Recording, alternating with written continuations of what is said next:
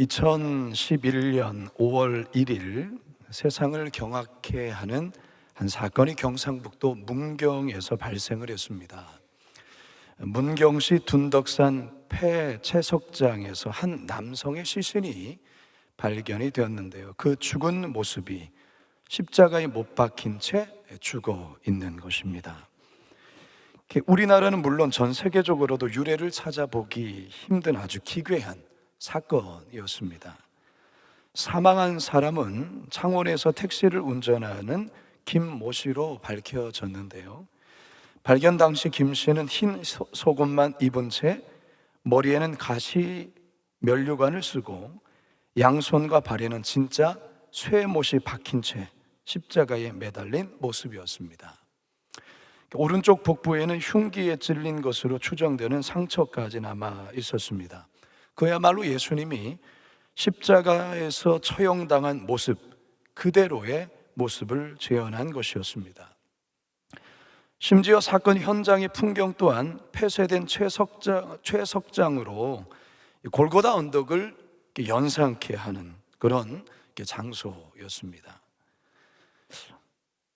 왜, 무엇 때문에 이 사람이 이런 일을 행했을까? 그리고 이것을 혼자서 행했을까? 아니면 누군가가 함께 도운 걸까? 이 모든 게 이해하기 힘든 미스테리였습니다.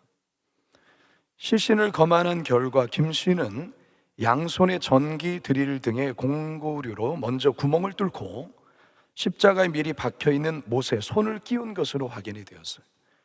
더욱이 사건 현장 근처에서는 김 씨가 직접 메모한 십자가 제작 도면과 공구, 십자가에 매다는 방법 등이 적힌 노트가 발견되었어요.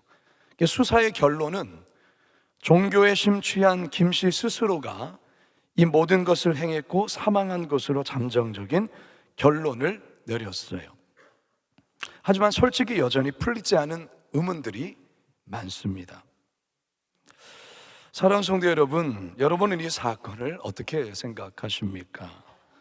정말로 이 김 씨라는 사람이 예수님처럼 십자가에 매달려 죽는 것을 목표로 해서 이런 일을 행한 걸까? 혹시 십자가를 지고 예수님을 따른다는 것을 정말 이렇게 생각했던 걸까? 여러분은 어떻게 생각하십니까? 성도 여러분, 우리 그리스도인이 십자가를 지고 주님을 따른다라는 것은 무엇을 의미하는 걸까요? 저는 이번 특별 새벽 기도의 주간을 통해서 십자가를 지고 예수님을 따른다라는 이 의미에 대해서 여러분들과 함께 깊이 나누고자 합니다. 오늘은 그 첫 번째 시간으로 자기 부인의 십자가를 지고 따르라에 관해 말씀을 전하고자 합니다. 바라기는 이 새벽 들려주시는 말씀 속에서 우리를 향한 하나님의 살아계신 음성 듣게 되기를 간절히 소망합니다. 첫 번째 한번 따라하겠습니다. 주님과 연합하여 늘 살겠다는 결단입니다. 2000년 전 십자가형은 국가 반란과 같은 극악무도한 죄수들에게 가해진 처참한 로마의 사형법이었습니다. 십자가형이 선언된 죄수들에게는 죽지 않을 만큼의 채찍이 가해졌고 무거운 십자가를 친히 짊어지게 형장으로 끌고 갔습니다.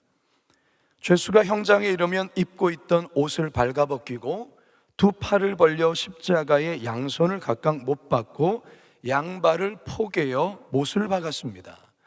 그리고 못 박힌 채 죽을 때까지 내버려 두었습니다.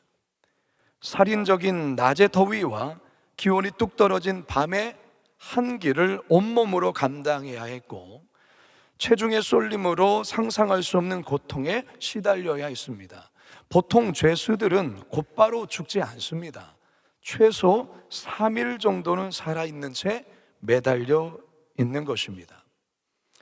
이런 처참한 고통을 면하기 위해 죄수들에게 베푸는 자비가 죄수의 무릎을 망치로 내리쳐서 더 이상 숨을 들이키지 못해 질식사시키는 것이었습니다. 이게 사형수에게 베푸는 마지막 자비였다라는 것이죠. 죽은 뒤에도 나무에 계속 매달아둬서 새들의 밥이 되게 했습니다. 이게 바로 그 무서운 십자가형이었습니다. 우리 예수님께서 이처럼 잔인하고 끔찍한 십자가형을 당하셨습니다.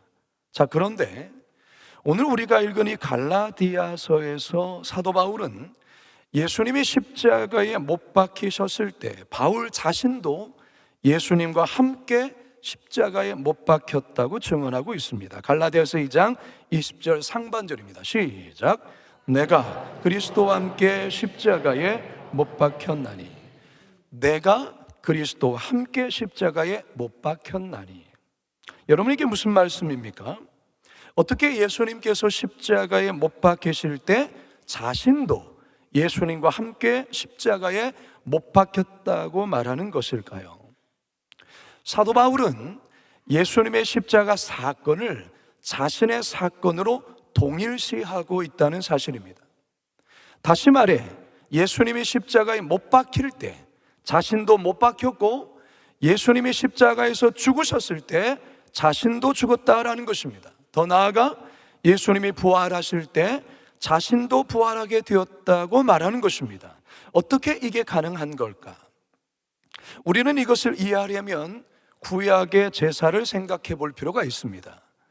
작년 고난주간 특별 새벽 기도회 때 여러분들과 나눴던 그 설교가 5대 제사와 십자가에 관한 설교였습니다. 기억하십니까? 아유, 목사님 일주일 것만도 기억하기가 힘든데 1년 전의 거야. 구약시대에 죄를 범한 인간이 죄 사함을 얻기 위해서는 희생 제물을 가지고 성막으로 가야 했습니다. 그러면 성막 문 앞에 서 있는 제사장이 제물이 흠이 있는지 없는지부터 확인을 합니다. 이 부분이 아주 중요한 부분이에요. 만일에 짐승에게서 어떤 흠이 있다는 것을 발견하게 되면 제사장은 그 사람과 그 제물을 거절하고 집으로 돌려보냅니다. 아무리 먼 곳에서 온 사람일지라도 돌려보냅니다. 흠이 없는 것이 확인될 때에야 예배자와 짐승이 성막 안으로 들어가게 됩니다. 왜 이 부분이 중요하냐면 제물이 바로 내가 되고 내가 제물이 되기 때문에 그렇습니다. 죄인이 제물을 안고 성막 안에 들어가면 제물이 머리에 안수를 하고 자기의 죄를 짐승에게 전가하는 의식을 행합니다. 그러면 예배자의 죄가 이 짐승에게 다 전가되고 동시에 짐승의 흠없는 의로움이 자신에게 전가됩니다. 그러니까 이 짐승이 내가 되고 나는 이 짐승이 되는 거예요. 이제 이 짐승은 나를 대신해서 죄인이 되었기 때문에 죄값을 치르게 됩니다. 즉 희생 제물이 되는 것이죠.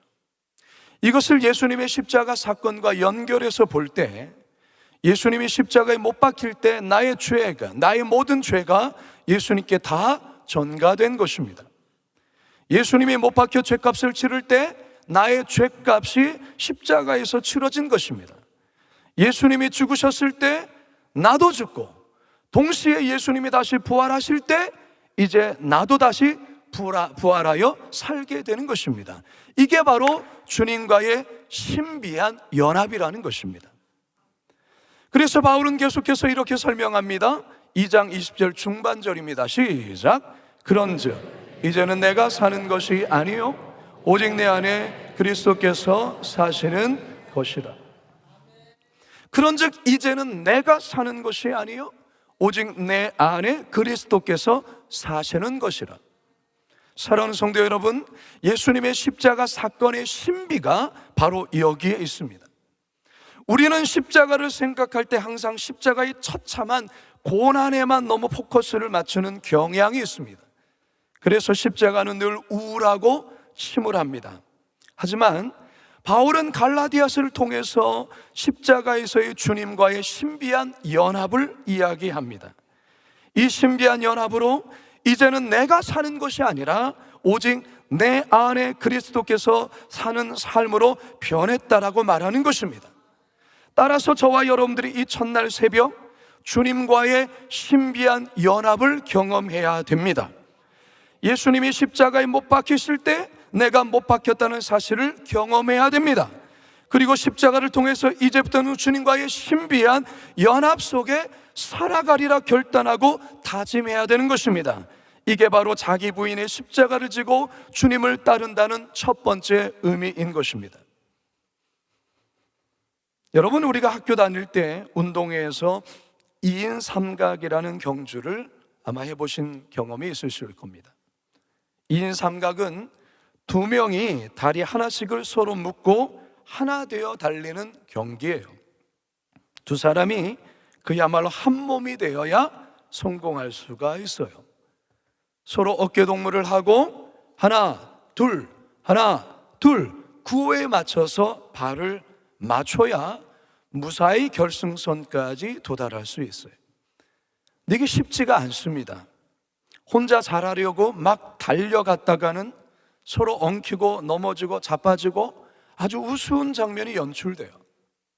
여러분, 저와 여러분은 십자가로 주님과 2인 삼각으로 엮어졌어요. 주님과 연결되었고 주님과 연합하게 되었다라는 것입니다. 그렇기 때문에 주님과 어깨 동무를 하고 주님과의 스텝을 맞추고 한 몸처럼 이제 살아가야 한다는 것입니다. 어디까지요? 천국까지 말이죠. 바라기는 이 새벽 주님과의 십자가를 통한 이 신비한 연합을 통해 자기 부인의 십자가를 지고 살아가리라 다짐하는 저와 여러분 되시길 주님의 이름으로 축원합니다. 두 번째, 따라하시겠습니다. 자기 중심적 삶을 부인하겠다는 결단입니다.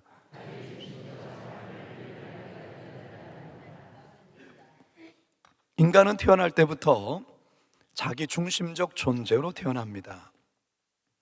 아무리 남이 머리가 깨지고 피가 철철 나도 내 손가락에 박힌 가시가 더 신경 쓰이고 더 아픈 것이 사실이에요. 그래서 남이 중요하다 말은 하지만 사실은 내가 더 중요한 거예요. 모든 인간들 바로 그 중심에는 내가 있어요. 내가. 사람들 마음속에는 기본적인 욕구들이 있는데요, 안전에 대한 욕구가 있고요, 안락함과 편안함을 누리고자 하는 욕구가 있고요, 성취해야 대한 욕구도 있고요, 자아실현에 대한 욕구도 있습니다. 이 모든 욕구 중심에도 내가 있는 거예요.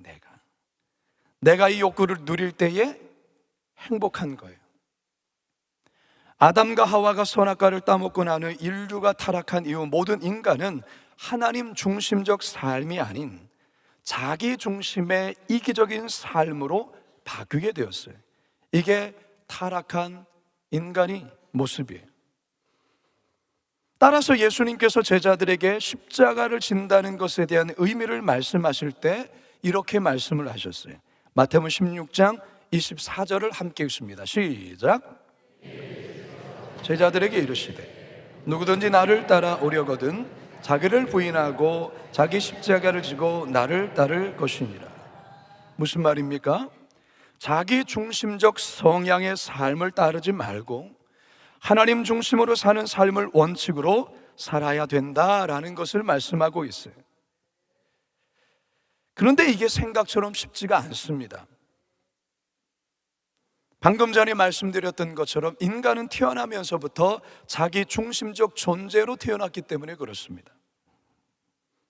솔직히 우리 예수님도 십자가 지시기 위해 이 땅에 인간의 몸으로 오셨지만 막상 십자가를 지려 할 때 두려웠어요. 그래서 겟세마네 동산에서 처절히 몸부림치며 기도하셨죠. 마태복음 26장 39절 상반절입니다. 시작. 조금 나아가서 얼굴을 땅에 대시고 엎드려 기도하여 이르시되 내 아버지여 만일 할만하시거든 이 잔을 내게서 지나가게 하옵소서. 할만하시거든 이 잔을 내게서 지나가게 하옵소서. 그러나 예수님의 위대함이 어디 있습니까? 그럼에도 하나님의 뜻이라면 기꺼이 순종하겠다는 그 결단이 있었던 것이죠. 마태복음 26장 39절 하반절입니다. 시작. 그러나 나의 원대로 마시옵고 아버지의 원대로 하옵소서 하시고, 내 원함은 이 잔이 내게서 지나가는 것인데 나의 원대로 마시고 아버지의 원대로 하옵소서. 성도 여러분, 방금 전에 말씀드렸던 우리 모두에게는 자기를 사랑하는 자기애가 있어요. 욕심도 있고요, 탐심도 있고요, 결코 꺾고 싶지 않은 자기만의 고집도 있다라는 것입니다. 그런데 우리는 이미 예수님께서 2000년 전 십자가에서 못 박힌 사건에 바로 이 자기 중심적 성향까지도 이미 못 박혔다는 사실을 우리는 기억해야 되는 겁니다. 갈라디아서 5장 24절을 우리 한번 읽어봅니다. 시작. 그리스도 예수의 사람들은 육체와 함께 그 정욕과 탐심을 십자가에 못 박았느니라. 육체와 함께 그 정욕과 탐심을 십자가에 못 박았느니라. 자기의 중심적 그 성향의 모든 것을 십자가에 못 박았다는 것입니다. 따라서 이제는 내가 원하고 내가 하고 싶은 대로가 아니라 그런 자아를 부인하는 삶을 살아가야 된다라는 것입니다. 이것이 바로 자기 부인이 십자가를 지고 따르는 것입니다. 그런데 여기서 아주 중요한 한 가지 바울은 이야기합니다. 자기를 부인하는 삶, 자기 중심적 삶을 부인하는 것을 너무 비장한 쪽으로만 생각한다면 이것은 대단히 고통스러운 고행이 되고 말 것입니다. 그게 아니라는 것이죠. 그 비결을 바울은 갈라디아서 2장 20절 하반절에 이렇게 이야기합니다. 함께 읽습니다. 시작. 이제 내가 육체 가운데 사는 것은 나를 사랑하사 나를 위하여 자기 자신을 버리신 하나님의 아들을 믿는 믿음 안에서 사는 것이라. 나를 사랑하사 나를 위하여 자기 자신을 기꺼이 버리신 하나님의 아들을 믿는 믿음 안에서 사는 것이다. 나를 사랑하신 예수님, 나를 위해 자기 자신을 기꺼이 버리신 예수님, 그 예수님을 믿는 믿음으로 산다면 이것은 절대적으로 어떤 고행이 아니라 오히려 기쁨이요, 감사요, 그 십자가에 함께 동참한다는 그 감격 속에 우리는 이 십자가를 지고 갈 수 있는, 무거운 십자가가 아니라 가벼운 십자가가 되어진다는 사실입니다. 할렐루야. 예수님께서 일찍이 이런 말씀을 하셨어요. 마태복음 11장 29절에서 30절입니다. 시작. 나는 마음이 온유하고 겸손하니 나의 멍에를 메고 내게 배우라. 그리하면 너의 마음이 쉼을 얻으리니 이는 내 멍에는 쉽고 내 짐은 가벼움이라 하시니라. 나를 사랑하사 나를 위하여 자기 자신을 버리신 그 하나님의 아들을 우리가 기억할 때 자기를 부인하며 살아가는, 자기 중심적 삶을 부인하며 살아가는 그 삶이 어떠한 무거운 고행을 수행하는 것이 아니라 기꺼이 기쁨으로 주님의 뜻을 함께 쫓아갈 수 있는 기쁨의 십자가가 되어진다는 사실이에요. 여러분, 이게 신비라는 겁니다. 이게 신비예요. 여러분, 그리스도의 제자란 무엇입니까? 그리스도를 따르는 자들이에요. 십자가를 지고 주님을 따르는 자들이에요. 자기 부인의 십자가를 지고 예수님을 따르는 자들입니다. 그렇다면 자기 부인의 십자가를 지는 것이 무엇입니까? 첫째로 예수님과 인삼각하는 거예요. 십자가를 통해 예수님의 한쪽 다리와 나의 다리가 함께 묶여 한 몸이 되어 신비한 연합이 이루어짐을 체험하는 거예요. 자기 부인의 십자가를 지고 따르는 삶의 두 번째가 무엇입니까? 그것은 자기 중심적 삶을 부인하고 나의 욕심과 자아를 십자가의 날마다 못을 박으며 예수 그리스도를 믿는 믿음으로 이 십자가, 고행의 십자가가 아니라 기쁨으로 주님 가신 그 길을 나도 함께 따라간다는 감격과 기쁨 가운데 지고 가는 것, 그게 바로 자기를 부인하는 십자가 지고 따르는 거예요. 사랑하는 성도 여러분, 오늘부터 우리는 특별 새벽 기도회 고난주간의 첫날을 우리가 이 시간 지내고 있습니다. 십자가, 2000년 전 십자가는 사형수를 처형했던 참혹한 십자가 있어요. 그러나 우리는 그 참혹했던 십자가만 생각하면 안 돼요. 십자가의 끔찍한 모습만 바라보아서는 안 돼요. 그 십자가에 못 박히신 예수님을 통해 주님과 내가 신비한 연합을 이루고 자기 부인의 십자가를 지고 주님을 기꺼이 따라 살아가는 삶, 이것이 바로 오늘 자기 부인의 십자가를 지고 따르라는 오늘의 말씀을 통해 우리에게 주시는 하나님의 말씀입니다.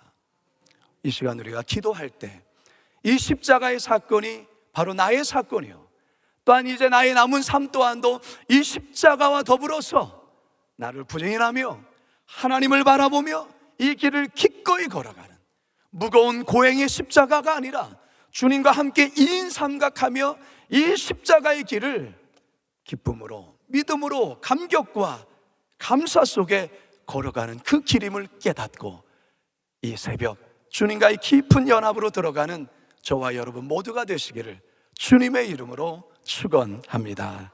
축원합니다. 축원합니다.